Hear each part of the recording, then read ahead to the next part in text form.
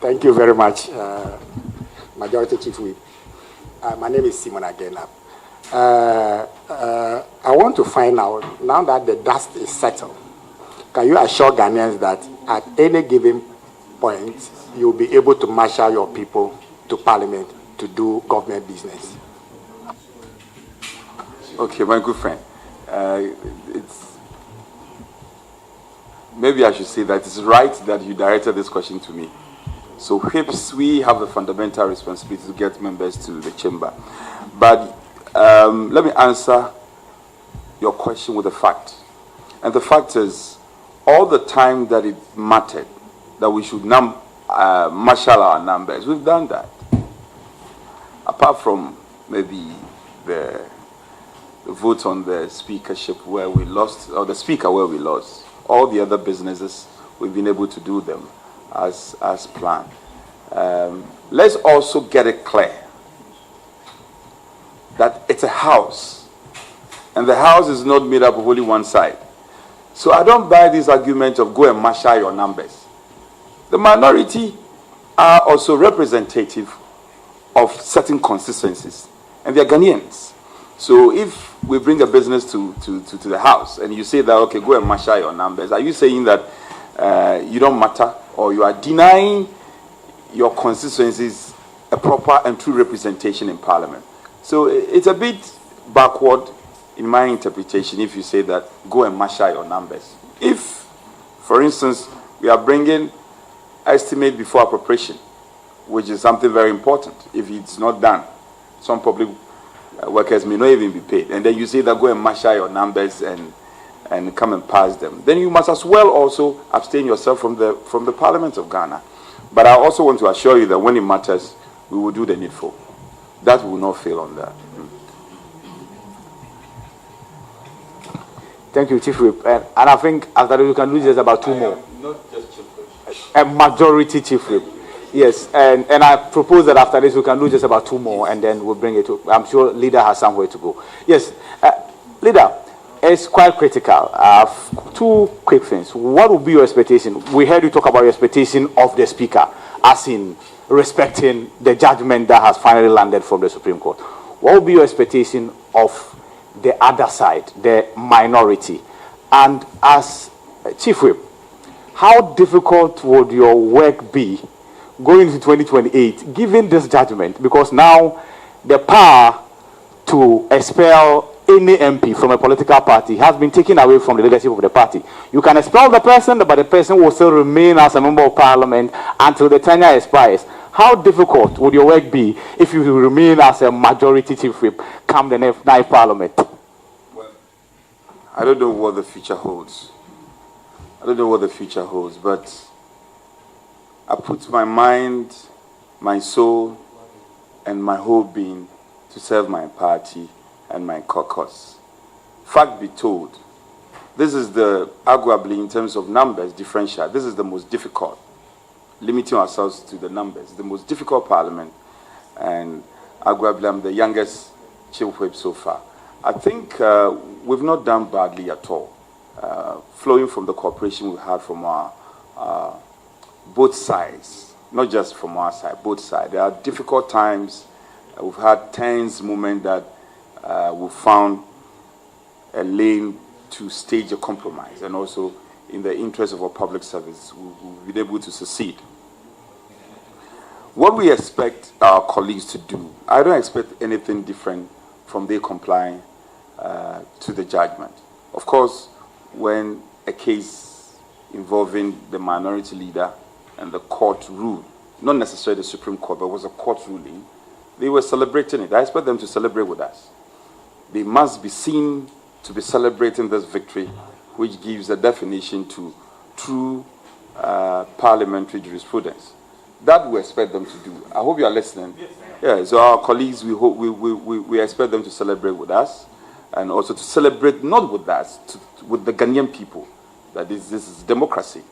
And for the Speaker, with his caliber in wake, I don't expect anything different. So those who say that, what about if he doesn't respect the judgment? I don't think it's an option at all. it cannot be an option for the Speaker to say that I will not respect the judgment of the apex court. And those who say that we have packed the court, this was a majority's decision. 2 of the respected Supreme Court justices dissented. So it cannot be the case that, oh, okay, these are judges of the MPP. Maybe it's God's own wisdom ensure that there was some of the judges who dissented just to prove a point. So they are seeking to govern our country, and they are not seeking to govern a lawless country. They are seeking to govern a lawful, a democratic, and a decent people of Ghana. So if they will not respect a ruling of a court, what then would they do? We don't expect anything different. We expect the Speaker to respect the decision, and our colleagues. I'm yet to call my colleague Chief Whip, though. I know by now they are having meetings. I'll grant them some period to finish their meetings, and then I'll call him for us to have a friendly chat. Thank you. So the statements are here. Yes. These are copies. And then, of course, your information. Hey, no yellow. I can follow up. No, wait.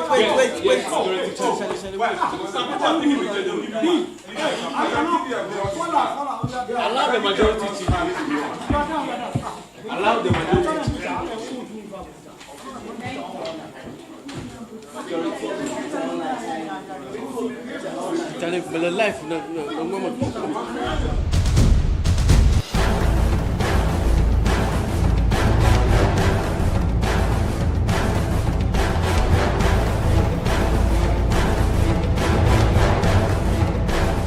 Hello.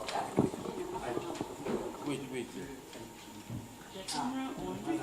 The camera is on you. No, if you camera. It's true. I carry it live. Camera is not on. No. I don't see. Allow. We don't go for all family. Can I go on? I go on. Oh, please go. Four. Yeah, I can go on.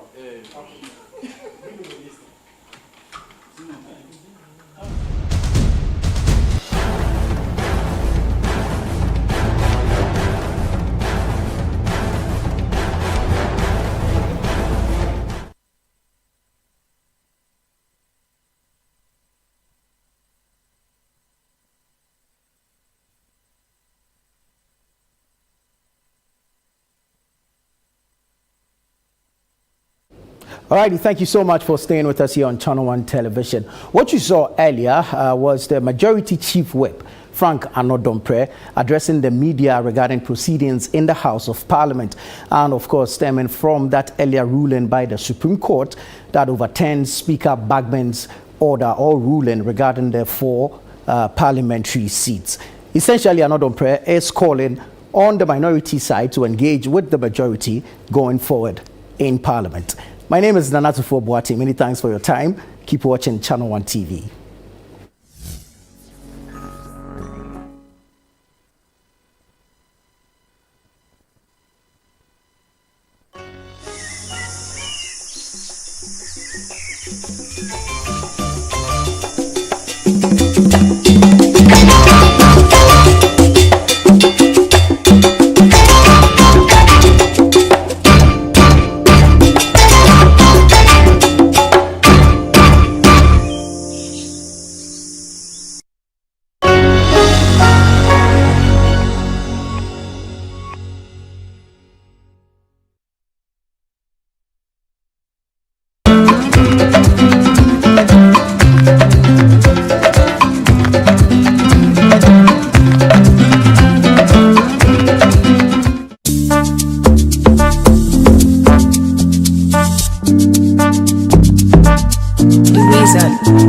Good morning and welcome to day 2 of the City Heritage Caravan Diaries. What is happening here is bags of staff staff of City who are supporting this work, plus patrons are being moved out of their various hotel rooms here at the Volta Serene Hotel, moving out and being loaded onto hotel shuttles for onward distribution onto the respective buses, where we are going to begin the journey for day 2 on the Heritage Caravan. Today, the caravan is headed for the Eastern region, and we're going to make a whistle stop at the residency, the regional minister's residence, where we're going to have lunch. The patrons are going to enjoy a nice meal and also experiment and experience the local meals of the Eastern region before we end up at the Rock City Hotel, where the big action is going to be. There's going to be dinner as usual, but of course the bigger one, DJ Mingo, is going to rock us to a great celebration tonight. Now that one I can't wait for. I've decided to wear my dancing shoes, waiting for DJ Mingo, who is going to be on the turntables, and it's going to be fun and exciting. So follow us on day 2 of the Heritage Caravan Diaries as we move around Ghana.